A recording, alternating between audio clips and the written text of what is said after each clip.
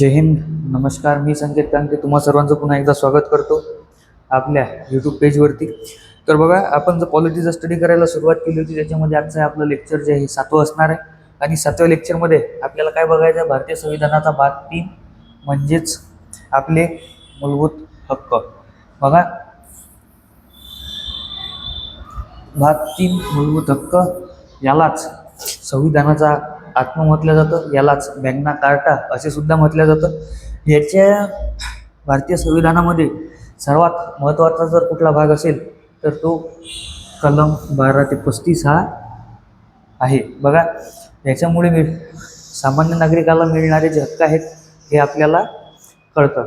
आणि तसं बघायचं झालं तर हा टॉपिक एक्झामच्या दृष्टीने बघा किंवा तसाही तुम्हाला माहीत असणं आवश्यक आहे. बघा, आजच्या लेक्चरमध्ये आपल्याला काय बघायचं आहे, तर बघा आजच्या लेक्चरमध्ये आपल्याला फर्स्ट पार्टमध्ये मूलभूत चौकट बघायची आहे.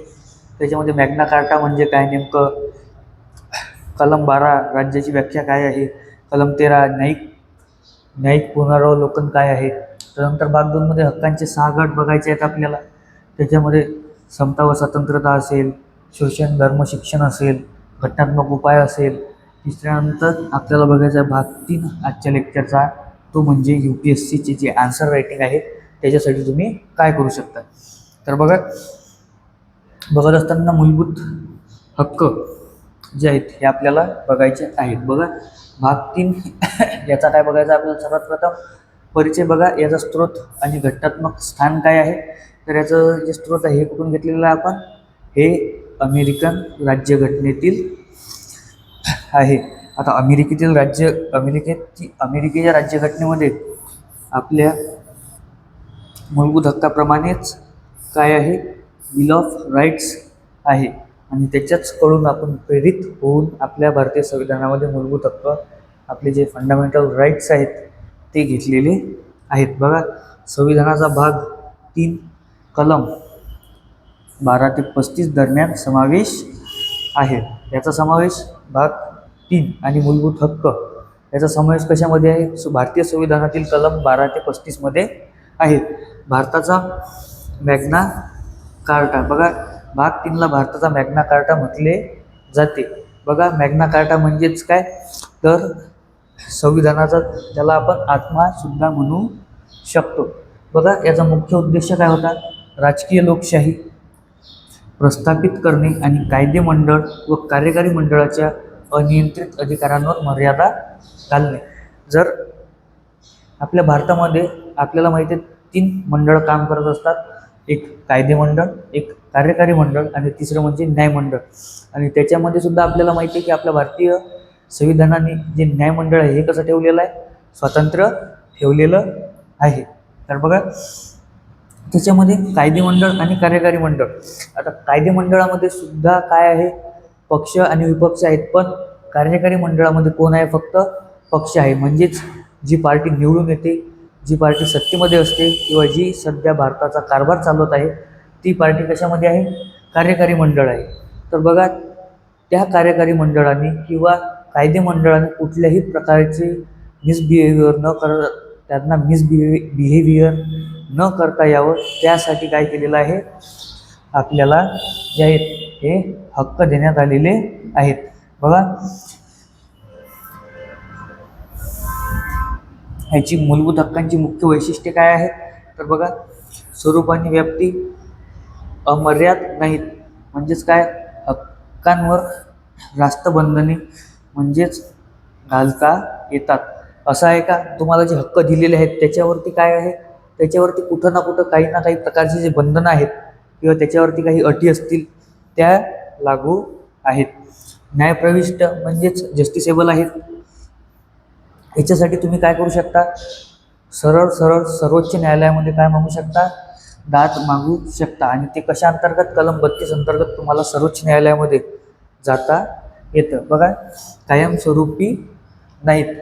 म्हणजेच संसद घटना दुरुस्तीद्वारे बदल करू शकते. म्हणजे जर वाटत असेल जर याच्यामध्ये जर बदल करायचा आहे तर संसद त्याच्यामध्ये बदल करू शकते. आणीबाणी आणि हक्क स्थगिती. बघा, राष्ट्रीय आणीबाणीत कलम 352 हक्क स्थगिती केले जाऊ शकतात. अपवाद कलम 20 आणि 21 मधील हक्क कोणत्याही परिस्थितीत स्थगित होत नाहीत. ही कुठली घटना दुरुस्ती आहे? 44वी घटना दुरुस्ती. बघा पुढे काय आहे? कलम 12 बघा, राज्य या संज्ञेची व्याख्या. म्हणजेच राज्य म्हणजे नेमकं काय हे आपल्याला कोण सांगतं? हे आपल्याला कलम 12 सांगत असते. बघा कलम 12 अंतर्गत समाविष्ट घटक कुठले आहेत? केंद्र सरकार व संसद. याच्यामध्ये कोण आलं? भारत सरकार आणि संसद. म्हणजे भारत सरकार म्हणजे कोण? जे भारतामध्ये सध्या सत्तेमध्ये आहेत ते. राज्य सरकार व त्यांचे विधिमंडळे म्हणजेच जे पूर्ण राज्य सरकारे आहेत, जे स्टेट गव्हर्नमेंट्स आहेत, युटीच्या गव्हर्नमेंट्स आहेत, आणि त्यांचे विधिमंडळे म्हणजेच जे राज्यांसाठी कायदे बनवतात ते मंडळ म्हणजे विधिमंडळ. ते हे सर्व कशामध्ये? कलम 12 अंतर्गत त्यांची व्याख्या सांगण्यात आलेली आहे. आणि स्थानिक स्वराज्य संस्था त्याच्यामध्ये आपल्या नगरपालिका असतील, पंचायती राज असेल, जिल्हा मंडळे असतील, जिल्हा नियोजन समित्या असतील, त्या सर्व, आणि इतर प्राधिकरण जसं LIC असेल, ONGC असेल, सेल असेल इत्यादी वैधानिक व अवैधानिक संस्था म्हणजे संविधानिक किंवा असंविधानिक संस्था. बघा न्यायालयीन विस्तार, ज्युडिशियली एक्सपेन्शन. बघा सर्वोच्च न्यायालयाने RD शेट्टी केस 1979 आणि अजय हंसी केस 81 मध्ये निर्णय दिला की, काय निर्णय दिला? सरकारी नियंत्रण किंवा निधी असलेल्या खाजगी संस्था देखील कलम 12 अंतर्गत काय ठरतात? अन्वये राज्याच्या अंतर्गत येतात किंवा राज्य ठरत असतात. बघा कलम 13 काय सांगतं आपल्याला? न्यायिक पुनरावलोकन. बघा मूलभूत हक्कांची विसंगत कायदे रद्द. मूलभूत हक्कांचे उल्लंघन करणारा कोणताही कायदा शून्य व्हिडो मानला जाईल. कलम 13(1) बघा संविधानापूर्वीचे कायदे म्हणजे प्री कॉन्स्टिट्युशनल लॉज त्याच्याबद्दल सांगतं. आणि कलम 13(2) आपल्याला कशाबद्दल सांगतो? संविधानोत्तर कायदे म्हणजे पोस्ट कॉन्स्टिट्युशनल लॉज जे आहेत त्याच्याबद्दल सांगतं. आता बघा कायद्यांमध्ये स्थायी कायदे आणि अध्यादेश. आता याच्यामध्ये काय सांगितलेलं आहे? कायदे कोणाकोणाला म्हटलं जाऊ शकतं या दोन्ही याच्यामध्ये काय सांगितलेलं आहे? कलम 13 मध्ये तुम्ही सरळ लक्षात ठेवा की कायदे म्हणजे नेमकं काय. तर बघा त्याच्यामध्ये कायद्यामध्ये काय काय येऊ शकतं? कायद्यामध्ये स्थायी कायदे येऊ शकतात, राष्ट्रपतीचे अध्यादेश येऊ शकतात, नियम येऊ शकतात, पोस्ट नियम येऊ शकतात, सूचना येऊ शकतात, आणि रूढी परंपरा यांचा समावेश होतो. आणि त्याच्यामध्ये एक गोष्ट तुम्ही अजून ॲड करून घ्या, ते म्हणजे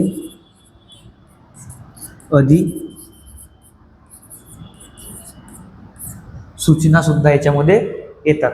बघा केशवानंद भारती केस 73चं घटना दुरुस्ती हा कलम 13 अंतर्गत कायदा नाही, परंतु मूलभूत चौकटीचे उल्लंघन केल्यास तिला आव्हान दिले जाऊ शकते. म्हणजेच काय? जर कलम 13 काय आहे? अंतर्गत कुठला कायदा नाही आहे, पण काय आहे? जर त्याचे जर उल्लंघन होत असेल, उल्लंघन होऊन जर त्याचे जर कोणी केले किंवा कुठला कायदा जर त्याचं उल्लंघन करत असेल तर त्याला आपण सुप्रीम कोर्टमध्ये दाद मागू शकतो. बघा कलम 13शी संबंधित महत्त्वाचे सिद्धांत. बघा कृत्रिम करण्यात सिद्धांत. बघा कायद्याचा केवळ मूलभूत हक्कांशी विसंगत असलेला भागच रद्द होतो, संपूर्ण कायदा नाही, जर तो भाग वेगळा करता येत असेल. ग्रहण सिद्धांत. बघा संविधानपूर्व कायदा रद्द होत नाही, तर मूलभूत हक्कांच्या छायेमुळे सुप्त होतो. हक्क हटल्यास कायदा पुन्हा जिवंत होतो. म्हणजेच काय होतं? काही दिवसापर्यंत कायदा आपल्याला रद्द करता येतो, पण तो वापस लागू होणार आहे. बघा हक्क त्यागाचे सिद्धांत. भारतीय नागरिक स्वतःहून आपले मूलभूत हक्क सोडू शकत नाही. आता काय? जर जे तुम्हाला हक्क मिळालेले आहेत ते तुम्हाला बाय बर्थ मिळालेले आहेत, आणि ते संपणार कधी आहेत? तुमच्या डेथ नंतरच संपणार आहे. तोपर्यंत तुमच्यावरती ते हक्क जे आहेत ते तुम्हाला मिळणारच आहेत आणि त्याला कुठलंही चॅलेंज नाही. बघा आता आर्टिकल 14 ते 32 बघा, मूलभूत हक्कांचे 6 प्रकार आहेत. Fundamentals, freedoms and rights. बघा, समतेचा अधिकार आहे, एक स्वातंत्र्याचा अधिकार आहे, तिसरा शोषणाविरुद्ध अधिकार आहे, चौथं धार्मिक स्वातंत्र्य आहे, पाचवं सांस्कृतिक व शैक्षणिक स्वातंत्र्य आहे आणि 6वं काय आहे, घटनात्मक उपाय. तर हे आपल्याला आता बघायचे आहेत. बघा, कलम 14 समतेचा अधिकार, इक्वॅलिटी बिफोर लॉ म्हणजेच काय, कायद्यापुढे समानता. कायद्यापुढील समानता, इक्वॅलिटी बिफोर लॉ ही ब्रिटिश संकल्पना नकारात्मक जी आहे ती करण्यात आली आणि जी आपण घेतलेली संकल्पना आहे ती लावण्यात आली. कोणालाही विशेष अधिकार नाही.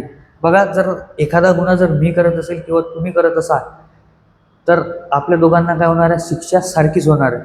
आणि जर एखादा गुन्हा मी करत आहे किंवा एखादा गुन्हा तुम्ही करत आहे किंवा एखादा गुन्हा कुठला मोठा बिझनेसमॅन करत आहे तर काय होणार, तिघांनाही शिक्षा जी आहे ही सारखीच जी आहे हे होणार आहे.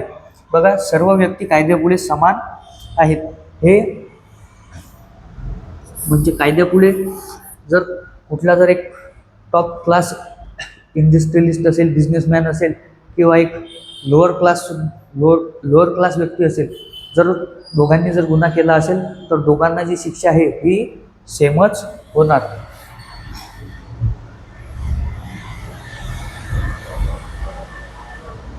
कायद्याचे समान संरक्षण. बघा, अमेरिकन संकल्पना आहे.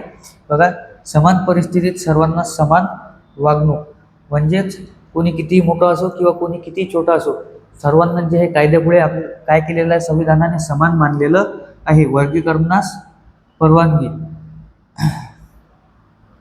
आता बघा पुढे आहे 15 व 16 भेदभाव बंदी व नोकऱ्यांमध्ये समान संधी. आता कलम 15 केवळ 5 आधारांवर भेदभावास बंदी. बघा, याच्यामध्ये 5 कुठले आहेत, धर्म, वंश, जात, लिंग व जन्मस्थान याच्यावरून भेदभाव करता येत नाही. बघा, only religion, races, caste, sex, place of birth याच्यावरून तुम्ही काय करू शकत ना, याच्यावरून तुम्ही कुठल्याही व्यक्तीसोबत भेदभाव करू शकत नाही. याला अपवाद काय आहे, महिला, बालक, SC ST OBC व EWS साठी विशेष तरतूद. पहिली व 130री घटना दुरुस्ती.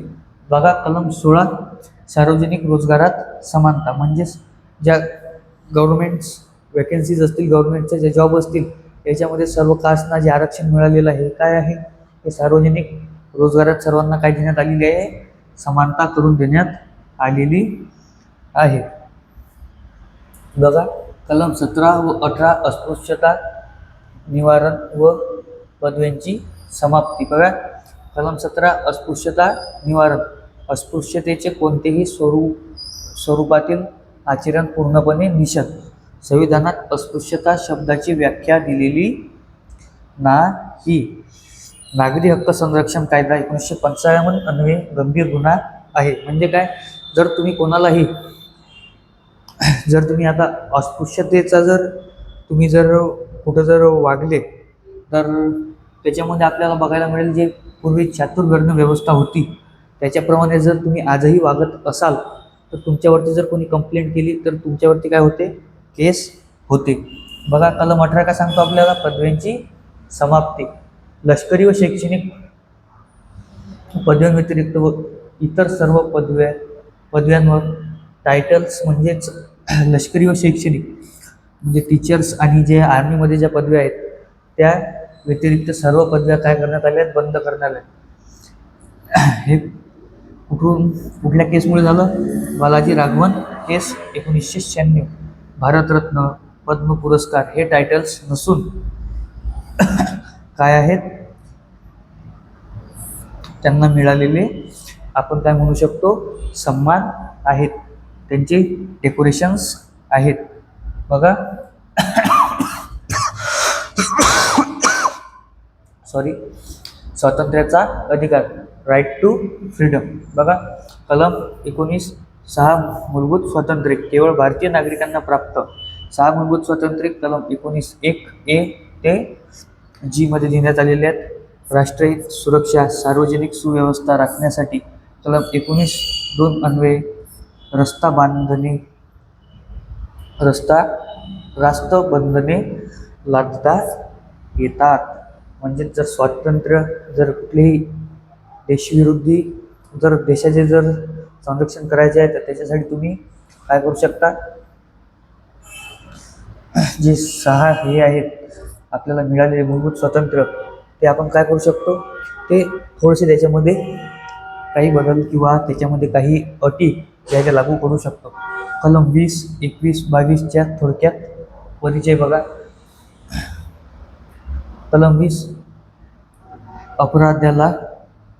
अपराधाबद्दलच्या दोषसिद्धीबाबत संरक्षण. कलम 21 जीवित व वैद्यकीय स्वातंत्र्य. कलम 22 अटक व स्थानबद्धतेपासून संरक्षण. बघा, कलम 19 मधील 6 मूलभूत स्वातंत्र्य म्हणजे 6 फ्रीडम्स. बघा, कलम 19 हे भाषण आणि अभिव्यक्ती, विचार मांडणे, वृत्तपत्र स्वातंत्र्य आहे, माहितीचा अधिकार आहे, RTI आहेत आपल्याला. पण नंतर काय आहे, शांततापूर्ण सभा, बिनहत्यार शांततेने एकत्र जमण्याचे स्वातंत्र्य. बघा, 19(1) संघटना व संस्था, घटना किंवा सहकारी संस्था. 97th अमेंडमेंट स्थापन करणे. 19(1) मुक्त संचार, भारताच्या क्षेत्रात सर्वत्र मुक्तपणे फिरण्याचे स्वातंत्र्य. आता तुम्ही असं आहे का, महाराष्ट्राचे जर तुम्ही महाराष्ट्रामध्ये राहता तर तुम्ही गुजरातमध्ये फिरायला जाऊ शकत ना, तुम्ही काश्मीरमध्ये फिरायला जाऊ शकत ना, तुम्ही बिहारमध्ये फिरायला जाऊ शकत ना. तुम्ही जाऊ शकता आणि बिहारमधले लोक इथं सुद्धा येतात आपल्या महाराष्ट्रामध्ये. तर हे काय आहे, हे आपल्याला मिळालेलं स्वातंत्र्य आहे. बघा, वास्तव्य करणे, भारतात कुठेही स्थायी राहण्याचे व वस्ती करण्याचे स्वातंत्र्य. तुम्हाला भारतामध्ये तुम्ही कुठल्या स्टेटमधून कुठल्याही स्टेटमध्ये जाऊन राहू शकता. फॉर एक्झाम्पल, तुम्ही महाराष्ट्रामधून जर गेले आणि तुम्ही जर आंध्रा, केरळ किंवा तुम्हाला तामिळनाडूमध्ये राहायचं आहे तर तुम्ही राहू शकता. तामिळनाडूमधील व्यक्ती म्हणा, आंध्रामधील व्यक्ती म्हणा किंवा केरळमधील व्यक्ती म्हणा, त्यांना इथे येऊन राहायचं आहे, ते राहू शकतात. हे काय आपल्याला स्वातंत्र्य मिळालेलं आहे. बघा, 19(1) व्यवसाय व व्यापार, कोणत्याही कायदेशीर व्यवसाय किंवा रोजगार करण्याचा अधिकार. कुठलाही कायदेशीर तुम्हाला जो आहे हा व्यवसाय करता येतो किंवा जो रोजगार आहे हा प्राप्त करता येतो. त्याच्यामध्ये बघा पुढे काय आहे, कलम 20 व 21 अपराध संरक्षण व जीवित स्वातंत्र्य. कलम 20 3 मूलभूत तत्वे आहेत. एक्सपोस्ट फॅक्टो लॉ, कार्यरत फौजदारी कायदा लागू नाही. काय आहे, डबल जिओपेड्री. बघा, एकाच गुन्ह्यासाठी दोनदा शिक्षा नाही. काय आहे, तुम्ही एकाने जर काय केलं, 1 मर्डर केला किंवा 2 मर्डर केले, असं आहे का, त्याला जर त्याने 2 मर्डर केले त्याला 2 वेळा फाशीवरती अटका, त्याला 1च वेळा फाशीवरती अटका, असा याचा अर्थ होतो. सेल्फ इन्क्रिमिनेशन, स्वतःविरुद्ध साक्ष देण्याची सक्ती नाही. म्हणजे काय आहे, तुम्हाला कोणी फोर्स करू शकत नाही की तुम्ही कोर्टमध्ये तुमच्या स्वतःविरुद्ध जे आहे हे साक्ष द्या. बघा, कलम 21 जीवाचे व वैयक्तिक स्वातंत्र्य. काय आहे, मेनका गांधी केस आहे. बघा, कायदा केवळ अस्तित्वात असून चालत नाही तर तो रास्त व न्यायसंगत असला पाहिजे. हे कुठल्या केसमध्ये दिलेलं आहे, मेनका गांधी केसमध्ये. बघा, 21(a) आपल्याला काय सांगतो, तर 21(a) शिक्षणाचा अधिकार म्हणजेच राईट टू एज्युकेशन आपल्याला सांगतो. 86वी घटना दुरुस्ती 2002 6 ते 14 वयोगटातील बालकांना मोफत व सक्तीचे शिक्षण करण्यात आले आहे. राईट टू एज्युकेशन ॲक्ट 2009 लागू करण्यात आला. कलम 22 काय, अटक व स्थानबद्धतेपासून संरक्षण. साधारण अटक 24 तासात न्यायाधीशांपुढे काय करावं लागतं, हजर करणे व वकील देण्याचा अधिकार. प्रतिबंधक स्थानबद्धता म्हणजेच खटल्याशिवाय कलम कमाल 3 महिने स्थानबद्धता, म्हणजे तुम्हाला 3 महिन्याची कस्टडी होऊ शकते. आता साधारण अटक म्हणजे काय, याच्यामध्ये बघा एक कन्सेप्ट आहे जो खूप मजेशीर आहे. हे जी साधारण अटक आहे, ही साधारण अटक जर तुम्हाला झाली तर काय करावं लागतं, 24 घंट्यामध्ये तुम्हाला कोर्टमध्ये जे आहे हे न्यावं लागतं, म्हणजे तिथं तुम्हाला तुमची पेशी होते. पण जर तुम्हाला जर शनिवारी जर संध्याकाळी शनिवारच्याला जर तुम्हाला संध्याकाळच्याला जर अटक करण्यात आली तर काय, रविवारी कोर्ट बंद असतं, मग तुमची पेशी कधी होणार, डायरेक्ट सोमवारला. तर त्याच्यामुळे जर तुमच्यावरची जर अशी कुठली सिच्युएशन आलीच तर एवढं लक्षात ठेवा की तुम्ही शनिवारी अटक झाले नाही पाहिजे. हे गोष्ट तुम्ही लक्षात ठेवा, नाही तर मग तुम्हाला शनिवारी पकडलं तर संध्याकाळी मग तुमची 2 दिवस तुमची मजा आहे. बघा, शोषणाविरुद्ध अधिकार आर्टिकल 23 व 24. कलम 23 मानवी व्यापार व भेटबिगारी बंदी. माणसांची खरेदी विक्रीस व्यवहार निषेध, म्हणजेच काय, माणसाची तुम्ही खरेदी विक्री करू शकत ना, त्याचे ऑर्गन्स जे आहेत त्याच्यावरती तुम्हाला जे ऑर्गन्स असतील त्याची तस्करी करता येत नाही. भेटबिगारी आणि विनावेतन सक्तीची मजुरी यावर बंदी, म्हणजेच काय, तुम्ही कोणाला फोर्स नाही करू शकत की हे काम कर. तुम्ही कोणाला हे नाही म्हणू शकत की तुम्ही रिकामा का बसलेला आहेस. अपवाद काय आहे, राज्याला सार्वजनिक हेतूसाठी सक्तीची सेवा देण्याचा अधिकार आहे. बघा, कलम 24 बालमजुरीवरती बंदी. 14 वर्षाखालील बालकांना धोकादायक कारखाने किंवा खाणींमध्ये कामास ठेवण्यास बंदी. Child labour act 2016 child labour act 2016 amendment. सर्व प्रकारच्या व्यावसायिक बालमजुरीवर पूर्ण बंदी. पुढे बघा, पुढे काय आहे, धार्मिक स्वातंत्र्याचा अधिकार 25 ते 28. बघा, 25 मध्ये काय आहे, सतसत विवेक बुद्धीचे स्वातंत्र्य आणि धर्माचे पालन, आचरण व प्रसार करण्याचा हक्क. सक्तीने धर्मांतरण नाही. तुम्हाला स्वतःच्या धर्माचं काय आहे, प्रचार करण्याचा, प्रसार करण्याचा, किंवा तुम्हाला कुठला धर्म बाळगायचा आहे हे तुम्हाला स्वातंत्र्य मिळालेलं आहे. तुम्ही दुसऱ्याला फोर्स करू शकत नाही की तुम्ही या धर्मात तुझं धर्मांतरण करून घे. कलम 26 काय सांगतं, धार्मिक संस्था स्थापन करणे व धार्मिक बाबींचे व्यवस्थापन करण्याचे स्वातंत्र्य.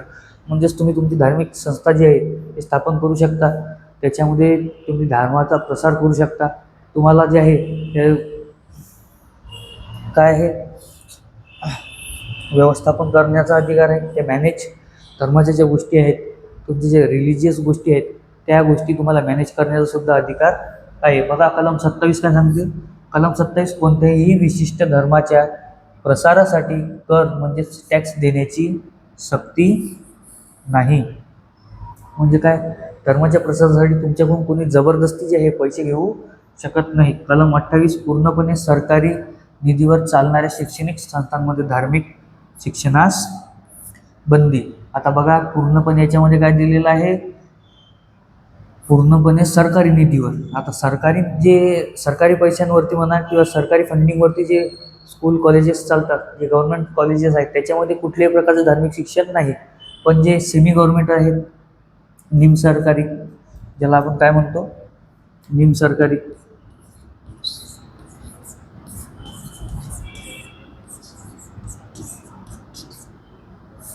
निमसरकारी असतील तर निमसरकारी संस्था असतील किंवा ज्या प्रायव्हेट असतील म्हणजे खाजगी असतील,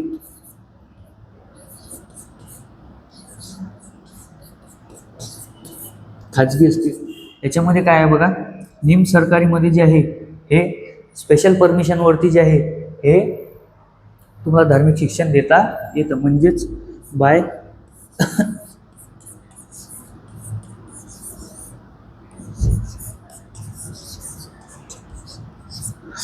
परमिशन. आणि जे खाजगी आहेत त्या खाजगीमध्ये जे आहे हे देता येतं. म्हणजेच याच्यामध्ये तुम्ही देऊ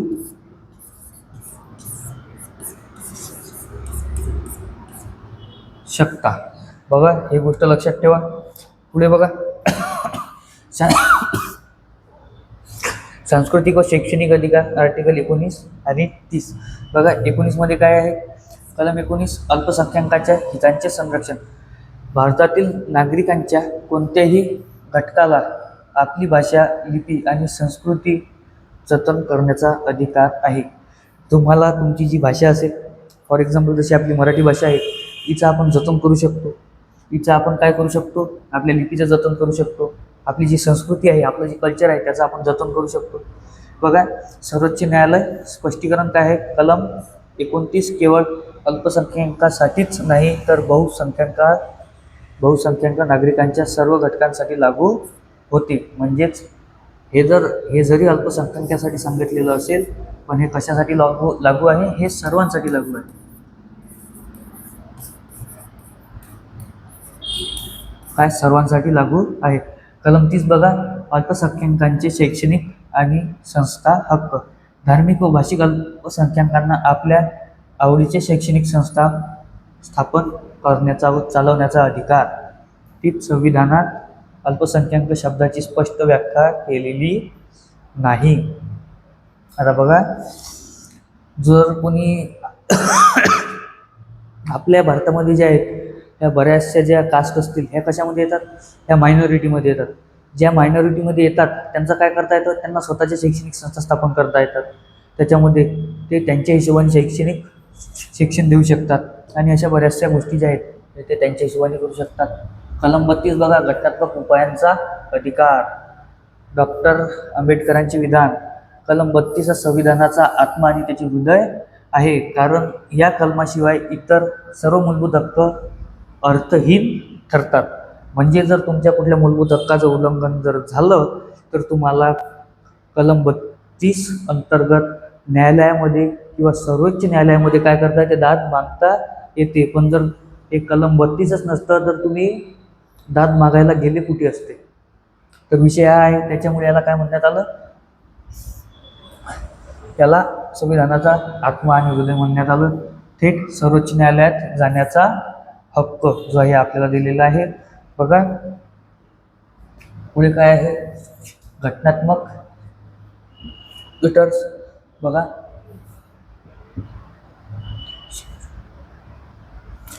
हे तुम्ही फक्त वाचून घ्या आणि लक्षात ठेवा. पुढे काय आहे?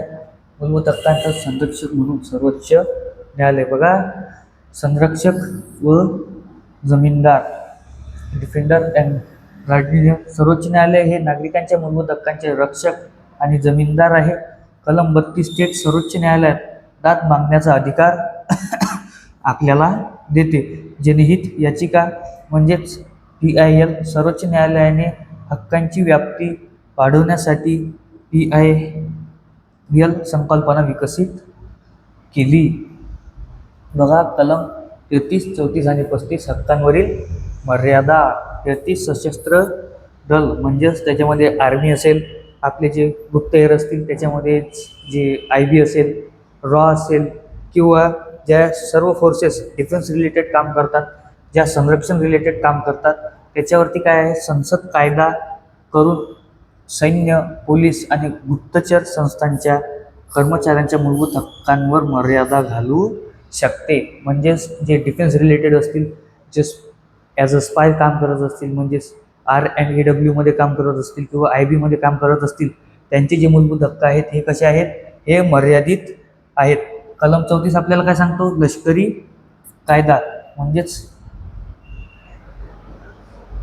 मॅरिटियल लॉ. कोणत्याही भागात लष्करी कायदा लागू असताना मूलभूत हक्कांवर निर्बंध लादता येतात. म्हणजे जर एखाद्या ठिकाणी जर लष्करी कायदा लागू झालेला असेल तर तिथे जो व्यक्ती ॲज अ गव्हर्नमेंट सर्वंट जो देशाची सेवा करत आहे त्याचं काय करतात? त्याचं मूलभूत हक्क जे आहेत हे निर्बंध त्याच्यावरती लादले जातात. कलम 35 कायदे करण्याचा अधिकार. भाग 3 मधील हक्कांची अंमलबजावणी करण्यासाठी कायदे करण्याचा अधिकार केवळ संसदेला आहे, राज्य विधिमंडळाला नाही. आता भाग 3 मधील हक्कांची अंमलबजावणी करण्यासाठी कायदे करण्याचा अधिकार संसदेला फक्त. जे राज्य विधिमंडळ आहे हे फक्त राज्याचं मानणार. हे जे हक्क आहेत याच्यावरती सर्वस्वी अधिकार कोणाचा आहे? पार्लमेंटचा आहे. पुढे बघा आन्सर रायटिंगबद्दल बघा. हे जे महत्त्वाचे केसेस आहेत हे तुम्ही लक्षात ठेवत चला. शंकरी प्रसाद केस 1951चा असेल किंवा गोलकनाथ केस 1967 असेल, केशवानंद भारती केस 1973 असेल, मिनवर मिल केस 1980चा असेल. तर बघा या केसबद्दल तुम्ही वाचून घ्या, तुमच्या PPTमध्ये आहे. तुम्हाला जर या PPT लेक्चर झाल्यानंतर बघायचे असतील किंवा पाहिजे असतील तर आपल्या टेलिग्राम चॅनलवरती जे आहेत ह्या अपलोडेड असतात. तिथून तुम्ही डाउनलोड करून याच्या नोट्स वगैरे काढू शकता किंवा रिव्हिजन करू शकता. मूलभूत हक्क वर्सेस काय आहे? मार्गदर्शक तत्त्वे यांची तुलना केलेली आहे. बघा हे आपण पुढच्या लेक्चरमध्ये बघणार आहोत, कारण की आपले अजून DPSPs झालेले नाही आहेत. तुम्हाला DPSPs म्हणजे नेमकं काय आहे? Directive policies of state principles हे तुम्हाला शिकायचं आहे. हे तुम्ही शिकल्यानंतर आपण या दुनियाचं कंपॅरिझन करू शकतो. म्हणून हे कंपॅरिझन आपण पुढच्या लेक्चरमध्ये बघणार आहोत. बघा उत्तर संरचनेचा आदर्श आराखडा काय आहे, त्याच्यामध्ये तुमचा इंट्रो जो आहे हा किती मी तुम्हाला दरवेळेस सांगत असतो. तुमचं इंट्रोडक्शन आणि तुमचं जे काय असेल कन्क्ल्युजन असेल हे किती 1 ते 2 वाक्यामध्ये असायला हवं. फार 3 वाक्य आणि बाकीची तुमची जी आहे ते काय राहील? बॉडी राहील. तर बघा पुढे काय आहे? पुढे हा तुमच्यासाठी सरावासाठी प्रश्न. कलम 21 मधील जीवनाचा अधिकार हा केवळ जैविक अस्तित्वापुरता मर्यादित नसून मानवी प्रतिष्ठेला जगण्याचा अधिकार आहे. चर्चा करा. किती? 250 वर्ष 15 मार्च. याच्यामध्ये तुम्ही काय काय घेऊ शकता हे मी तुम्हाला खाली दिलेलं आहे. बघा याचं आजचं लेक्चर सरलं. तर बघा भेटू नेक्स्ट लेक्चरमध्ये. तोपर्यंत अभ्यास करत राहा. बघा तुम्ही जो हा कॉम्पिटिटिव्ह एक्झामचा रस्ता निवडलेला आहे हा तुम्ही स्वतः निवडलेला आहे. तुम्हाला जो पूर्ण तुमचा अभ्यास करायचा आहे तो तुमचा पूर्ण स्ट्रगल असेल किंवा तुमच्या याच्यामध्ये प्रिपरेशनमध्ये येणारे डाऊनफॉल असतील, फॉलबॅक्स असतील हे तुम्हालाच बघायचे आहेत. कारण की हा रस्ता तुम्ही निवडलेला आहे. आणि जर तुम्ही तुमच्या स्वतःसाठी निवडलेल्या रस्त्यावरती जर योग्यरित्या चालू शकत नसाल तर तुमचा काहीच उपयोग नाही. जय हिंद, जय भारत. भेटू नेक्स्ट लेक्चरमध्ये.